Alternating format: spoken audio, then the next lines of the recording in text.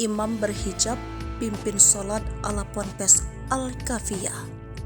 Belum selesai dengan sederet kontroversi Pondok Pesantren Al-Zaitun Indramayu.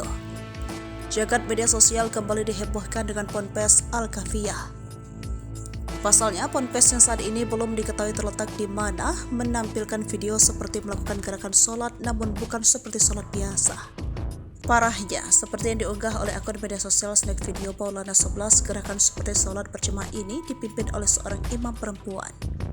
Video yang berdurasi 39 detik tersebut terlihat seorang perempuan berpakaian hijau dan bercadar memimpin 3 orang laki-laki yang menjadi makmumnya. Didampingan itu, gerakan-gerakan sholat tersebut juga dilihat oleh 3 orang perempuan lainnya lengkap dengan memakai mukena. Masih dalam unggahan video nampak terlihat nama Ponpes Al-Kafiyah terpampang jelas di belakang makmum laki-laki yang sedang melakukan gerakan sholat. Ponpes Al-Kafiyah, pimpinan guru besar Ustazah Umariyah, begitu bunyi tulisan yang terpampang di dinding rumah tempat sholat tersebut dilakukan. Selain itu, ditulis juga pamflet tersebut menerima pengobatan medis, menerima santri baru, mengajarkan semua ilmu. Serta yang paling mengejutkan ada sebuah tulisan bahwa bisa menghapus dosa.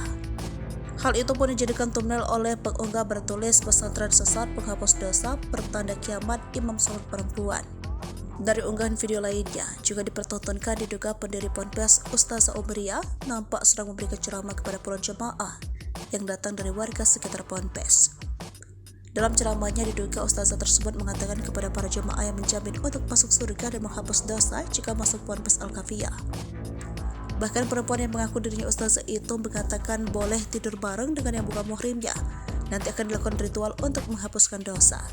Sontak yang beredar di media sosial tersebut menjadi perbincangan hangat warganet yang menyimpulkan bahwa ajaran yang dilakukan ponpes tersebut adalah ajaran yang menyimpang.